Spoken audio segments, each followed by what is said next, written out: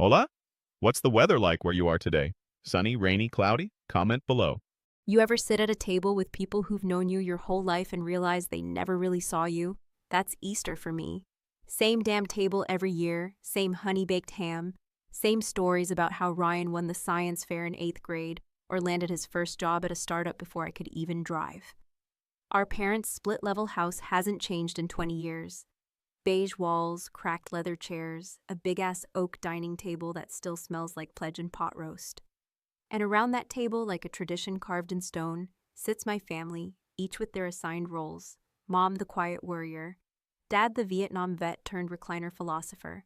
Grandma Jean, who may be 80, but has a tongue sharper than a switchblade. And then there's Ryan, the prodigal son, the chosen one, the family's walking LinkedIn profile. And me, I'm the ghost girl, the creative one, the one who had potential but always somehow landed just shy of it. This year, I swore I'd keep it civil. No jabs, no snark, no pulling skeletons from anyone's closet. I even brought a bottle of decent wine. Not too cheap, not too fancy. Just enough to say, see, I'm doing fine. I wore a blouse that made me look like I had my shit together and heels that made me regret every step. But I did it because, for once, I didn't want to be a conversation. I just wanted a plate, a seat, and silence. But of course, Ryan opened his mouth before the mashed potatoes even hit the table. He leaned back in his chair, swirling red wine like some smug sommelier, and said, casually, like it was nothing, "You know, some people just don't have what it takes for tech. It's not personal, it's just, you gotta be wired for it." He was looking straight at me when he said it, like I was some kind of cautionary tale in a TED Talk he hadn't been invited to give yet. He grinned, that grin that says, "I'm better than you, but I'll pretend I'm not rubbing it in." My stomach twisted, but I smiled. I nodded. I even laughed a little. I could have let it go. Hell, I wanted to let it go. But that's when Grandma Jean, God bless her arthritic sass, looked up from her glazed carrots and said, loud and clear, "Then why did her company just acquire yours?" And just like that, the air got thick. Ryan choked mid-sip, coughing so hard he knocked his wine glass against the plate. A thin splash of Merlot hit the white tablecloth like a crime scene. Dad blinked like he didn't hear it right. Mom froze, fork halfway to her mouth. No one said a word. I sat there, napkin in my lap, hands folded like I was at a goddamn board meeting. My heart was pounding, not because I was nervous, but because this was the moment I didn't even realize I'd been living for. It wasn't about revenge. Not really. It was about the truth cracking open right there, between Grandma's sweet rolls and Dad's coleslaw. Ryan looked at me like he didn't recognize my face. "What is she talking about?" he asked, tone clipped, the corners of his mouth twitching like he couldn't decide whether to laugh or panic. I tilted my head, just slightly.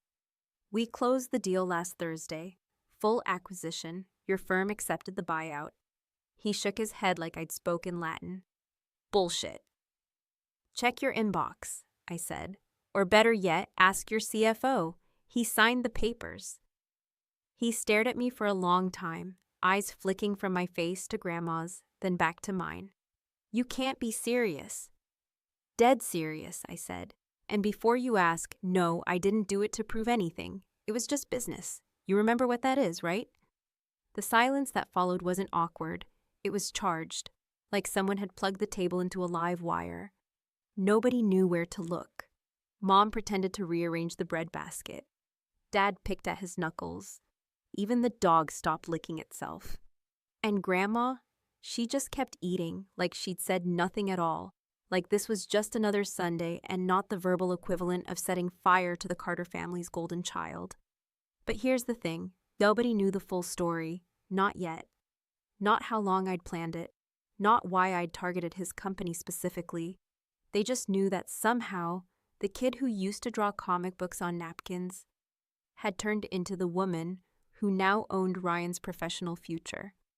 And here's the question I want to ask you. Have you ever been underestimated so long, by so many, that the only way to make them see you was to break the thing they loved most? Because I didn't just buy the company, I dismantled his image, quietly, strategically, one acquisition at a time. And trust me, That was just the opening move. There's a kind of fury that doesn't come in flames or shouting matches or broken plates against the wall. It comes in silence, in long drives home with your jaw clenched and your fingers gripping the steering wheel so hard your knuckles go white. In that moment when someone looks right through you and you smile like it doesn't tear something out from the inside. That was the kind of fury I felt the night I decided Ryan wasn't going to just be my older brother anymore. He was going to be a stepping stone. It didn't happen overnight, and it didn't come from one single insult. Like most things in families, it was layered. Years of being told I was more of a people person, while Ryan got the brain. Being pushed towards soft electives while he was handed science kits and computer parts like gifts from some future only he had the key to. But the real turning point, the actual ignition, came exactly 11 months before that Easter dinner, on a night when I should have been celebrating a job promotion that never came. I had been working at a mid-sized tech firm in Chicago. A decent role, nothing glamorous, but I was good at it. Damn good. Project management, client retention, ops optimization. I didn't have a fancy degree or a padded resume, but I got things done. I stayed late, picked up slack when other departments dropped the ball, and, unlike most people in the building, I knew how to talk to both clients and engineers without sounding like a condescending jackass. I thought I was on track for a senior position, maybe even a director role. My manager, a guy named Phil with the charm of a fax machine, had told me during quarterly reviews that I was on the radar. And then came the meeting. They called it a restructure, internal realignment to better reflect evolving business priorities. The same corporate jargon that always means someone's about to get screwed. I sat across from Phil and the new VP, some kid who looked like he got lost on the way to a college frat party, while they told me that my role was being phased out. No warning, no transition plan, just a packet and a deadline. They offered me a month's severance and a lukewarm goodbye.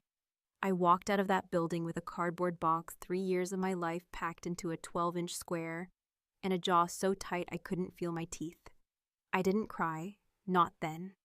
I went home, opened a bottle of whatever was left in my cabinet, I think it was gin or maybe rum, I didn't even check, and sat on the floor of my apartment trying to decide if I should update my resume or burn the whole damn thing down.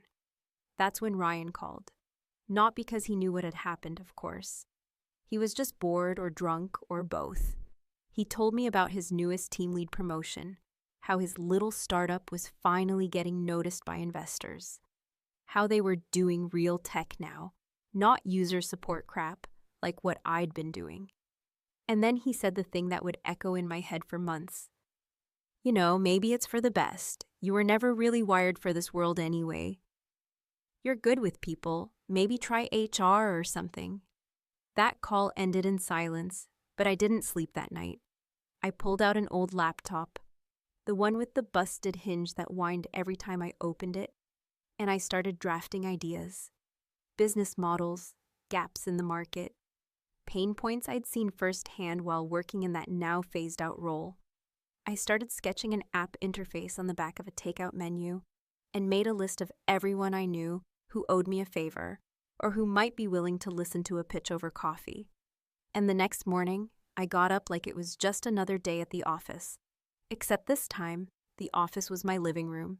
My funding was whatever was left in my savings account. And my boss was the fury sitting somewhere behind my ribs. 3 weeks later, I was working 16-hour days and sleeping 4. I built a prototype with free tools, got feedback from former clients, and retooled the whole thing twice before I felt like it was even close to presentable. I wasn't building it just to survive. I was building it with one company in mind. Ryan's. See, his firm had been trying to pivot for over a year. Their back end was bloated, their client services were tanking, and they'd started hemorrhaging contracts because they couldn't scale without breaking their own infrastructure. I knew this because Ryan, in all his arrogance, had bragged about it on social media, in blogs, and even during that Easter dinner the year before. They were ripe, vulnerable in all the ways a startup fears but rarely admits. And I knew the hole in their operations better than anyone, because I had designed something that plugged it perfectly. The night I saw him again was at a friend's birthday party.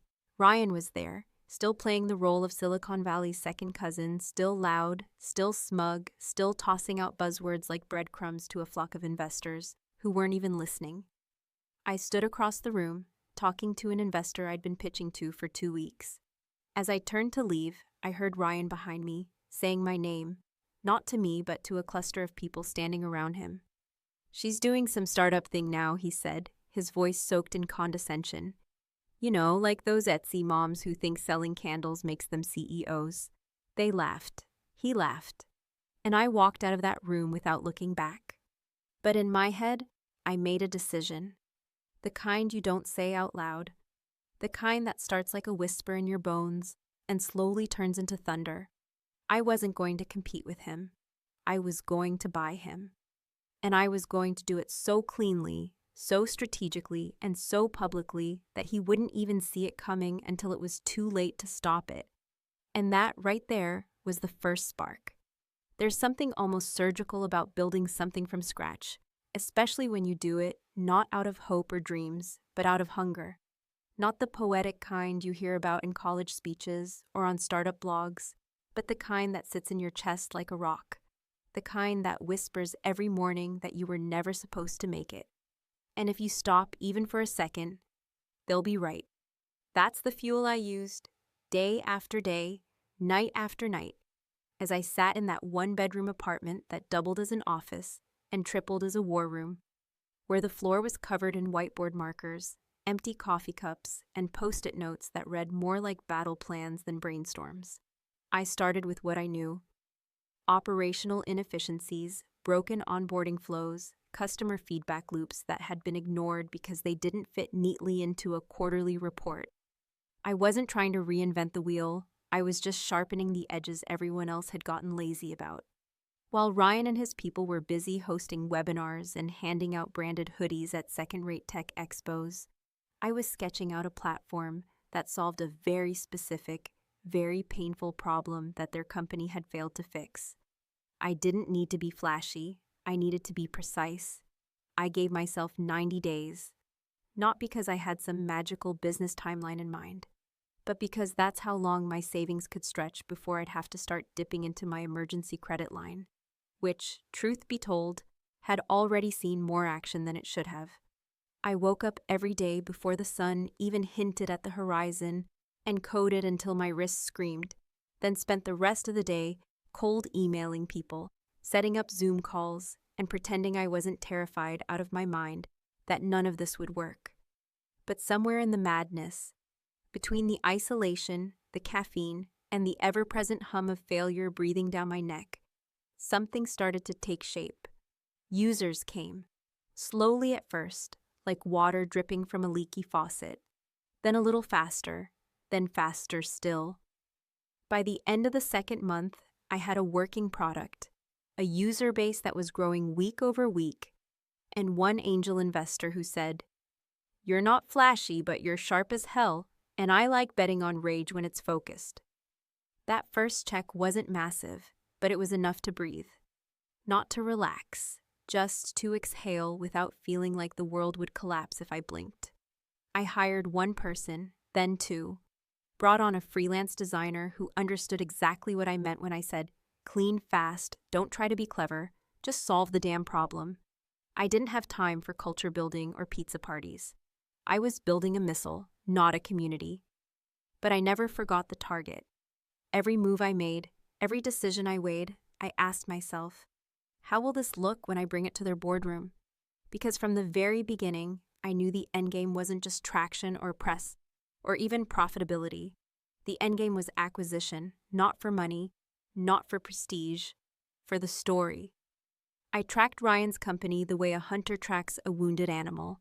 I followed their product updates, watched their execs stumble through poorly received launches, and read between the lines of every hiring announcement and pivot press release. They were failing, but slowly. Death by 1,000 decisions. And then, about 6 months into my climb, I found the crack I'd been waiting for. A client they had been courting, a big one, the kind of contract that keeps a startup afloat for a whole quarter, reached out to us instead.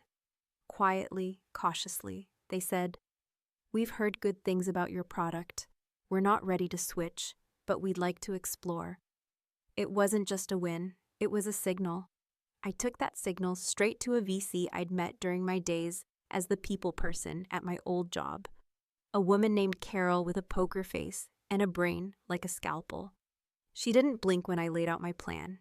She leaned forward and said, "Are you telling me you built this to take them out?" "I'm telling you I built this because I know them better than they know themselves," I said. "And yes, I'm ready to buy them. Not now, not loud, quietly, smartly, strategically." She smiled, that slow smile of someone who's seen real games played and knows when the stakes are personal. "You know this will put a dent in Carter Tech, right?" I didn't even flinch. "I'm counting on it." From there, everything accelerated. We secured funding, doubled our team, went from being a lean experiment to a lean, mean solution. And all the while, I stayed under the radar. No press, no panels. I turned down every invite to speak, every podcast interview, every chance to be the face. I wanted silence because silence gave me the element of surprise. I wasn't building a brand, I was building leverage. And when the moment came, when the numbers made sense and the boardrooms were desperate enough to entertain outside solutions, I didn't even put my name on the offer. I sent my lawyer. I crafted the proposal so carefully it could have passed for a rescue package. And it was for them. For me, it was a kill shot. The letter of intent landed on their desks like a lifeline. I knew they'd take it. Their numbers told the truth, even if Ryan never would. They were bleeding, and I was offering stitches. What they didn't know, what Ryan wouldn't discover until the ink was dry, was that those stitches were sewn by the little sister who wasn't wired for tech. And when that happened, I didn't plan to gloat. I planned to sit at that Easter dinner with a glass of wine, a secret, and a smile that said everything I'd waited years to say, without ever opening my mouth. There is a moment, cold, clinical, unmistakable, when a hunter knows the prey has stepped into the snare, not with a scream or a struggle, but with a stillness, a pause in the air where everything clicks into place, and you realize the game is already over before the other side even suspects it began. That's the moment I had been building toward for nearly a year, not fueled by malice or some thirst for revenge that demanded destruction, but by something far more dangerous: focus. Cold, unrelenting focus. And now, finally, I was ready to close the trap with precision. No flinching, no noise, no spectacle, just the slow, undeniable tightening of the grip. The negotiation started with the kind of polite posturing that companies like Ryan's always perform when they're trying not to show they're bleeding. Non-committal language like, "We're exploring strategic partnerships," and "interested in synergies," and "open to aligning visions." All the tired corporate euphemisms people use to pretend they're not drowning when their feet are already slipping off the rocks. They didn't know it was me, not yet, because I'd made sure to keep everything masked through a holding firm with no direct link to my name. The letter of intent had come from a shell company, professionally dressed, legally sound, with just enough ambiguity to make them curious but not suspicious. I was offering a lifeline disguised as a handshake. My legal team, sharp, fast, and expensive, had been prepped for weeks, briefed on every vulnerability, every clause I wanted hidden in plain sight. The acquisition was designed to look like a merger, but I knew what it was: a surrender. They didn't see it that way, of course. Ryan's executives clung to whatever pride they had left, dressing it up as evolution, telling themselves this was just a phase, a pivot, a calculated step in the life cycle of a tech company. But when a firm accepts a buyout from a nameless bidder they've never met in person, just months after laying off half their team and losing 3 core clients, it's not a merger, it's triage. During due diligence, I had access to every corner of their operations, their financials, their code base, their communication threads. The irony didn't escape me. The very company that used to mock my credentials now had to bear its entire digital soul to me, line by line, number by number. And what I found in those files only confirmed what I already knew. They had been bleeding money, mismanaging resources, patching holes in their tech with duct tape and denial. But there was something else, something I hadn't expected, tucked away in archived email chains and Slack conversations.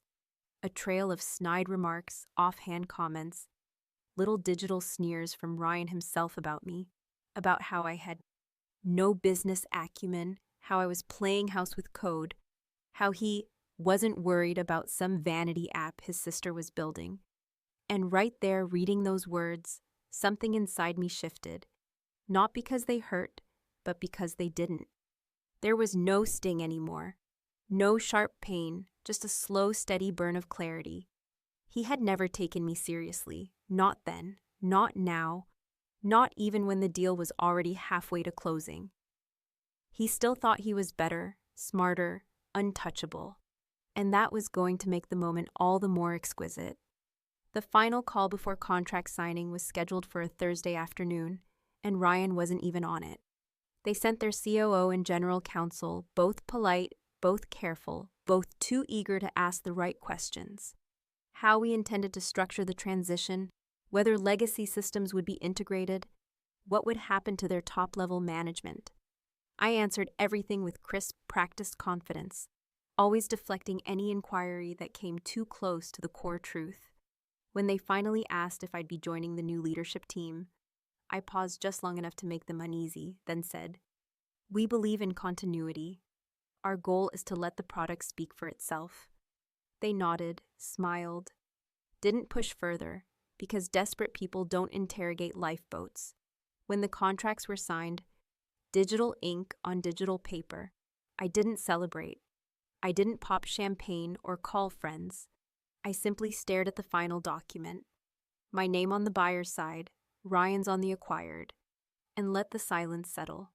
I thought about all the times I had smiled through his jokes, nodded through his condescension, held my tongue in rooms where everyone else thought his voice mattered more than mine. And now, with one clean stroke of a pen, the power had shifted. Not loudly, not dramatically, just completely. The day after the acquisition, I got a call from our lead investor, Carol, the same woman who'd backed me when all I had was a beta product and a plan drawn in desperation. "You didn't flinch once," she said. "You do realize you've just taken control of a company that's been propped up by ego for years, right?" "I know," I said, "but that's not the part I'm proud of." "What is?" "That he doesn't even know yet," I said, leaning back in my chair, letting the weight of it all settle without crushing me. He's still out there thinking he's the savior of a failing firm. He has no idea it was me. There was a pause, then she laughed. "You're colder than I thought." "I'm not cold," I said. I just finally stopped waiting for permission. And in that moment, I didn't feel victorious or vindicated.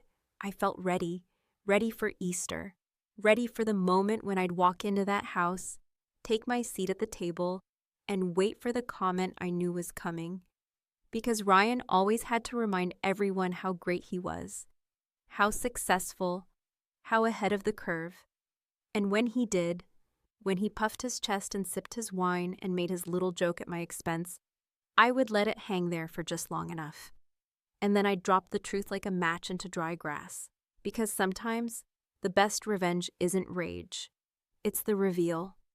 It's strange, almost surreal, how sometimes the most explosive moments in life don't arrive with thunder or chaos, but with a kind of deceptive stillness.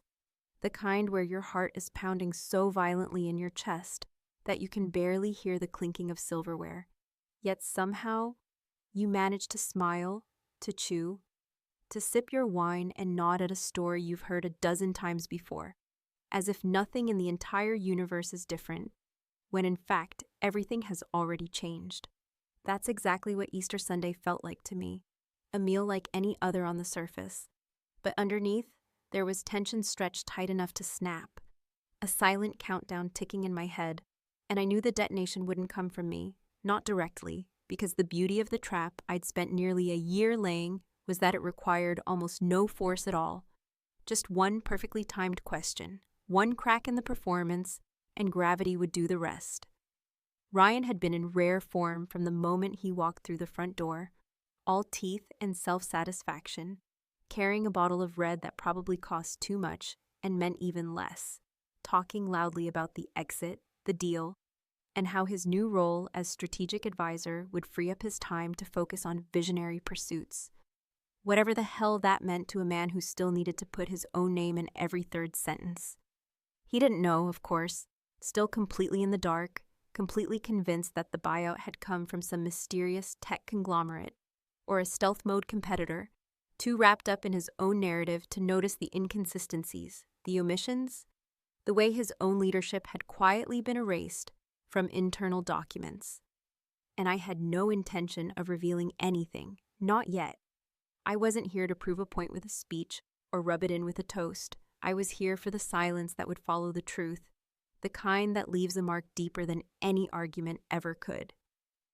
We were all seated around the old table, the one we'd gathered at since childhood, the wood still scratched from years of birthday candles, Thanksgiving knives, and adolescent elbows.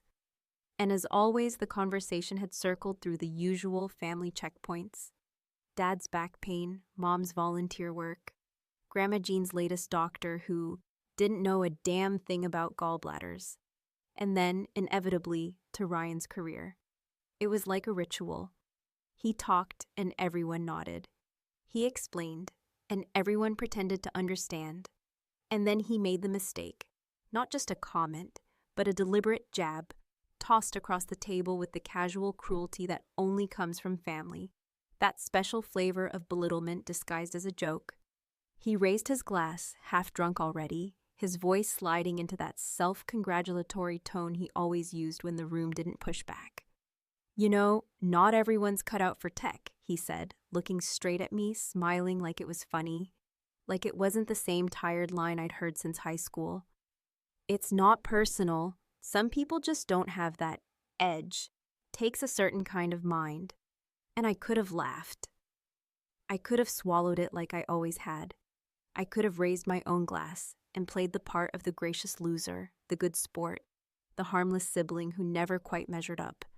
But before I could even react, before I could choose between silence and sarcasm, Grandma Jean, the same woman who had once smacked Ryan with a wooden spoon for calling me dumb in the 3rd grade, looked up from her plate, squinting with the kind of clarity only age and sharp instincts can deliver, and said with perfect innocent confusion, "Then why did her company just acquire yours?"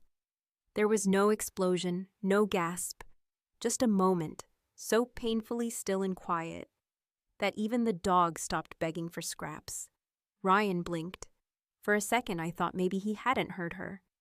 And then he choked, an actual physical choke, wine catching in his throat as he tried to breathe, cough, and laugh all at once, his face turning the kind of red that had nothing to do with alcohol. The room shifted, not in volume but in weight.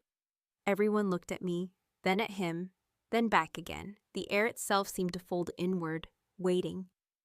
"What?" he asked, his voice brittle, sharp, more demand than question.